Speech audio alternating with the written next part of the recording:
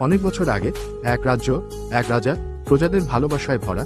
তার পাশে ছিলেন এক রানী, নীরব, গভীর, যেন এক নিঃশব্দ নদী। তিনি কোনোদিন কথা বলেননি। প্রতিদিন তিনি রাজপ্রাসাদের বাগানে এক গোলাপ গাছের যত্ন নিতেন।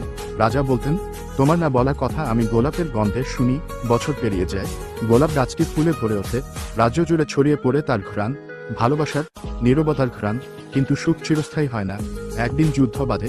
যুদ্ধে যাওয়ার আগে রাজা রানীর হাতে দিয়ে যান একটি খাম। বললেন, আমি না ফিরলে এটা গাছের নিচে পুঁতে দিও। রাজা আর ফিরে আসেন না। রানী কথা রাখেন, খামটি পুঁতে দেন গোলাপ গাছের নিচে। এরপর ফুল ফোটা বন্ধ হয়ে যায়, গাছ শুকিয়ে যায়। রানীর মুখে আর কোনো হাসি, চোখে কোনো অশ্রু থাকে না। সেই নীরবতা ছড়িয়ে পড়ে পুরো রাজ্যে। এক রাতে হঠাৎ করে বজ্রপাত, আকাশ ফেটে যেন কান্না নামে। আর তখনই শুকনো গাছে ফোটে এক বিশাল লাল গোলাপ। রানীর চোখে নামে একটিমাত্র অশ্রুবিন্দু। সেদিন থেকে আজও সেই গোলাপ রয়েছে, নীরব ভালোবাসার এক চিরন্তন প্রতীক হয়ে।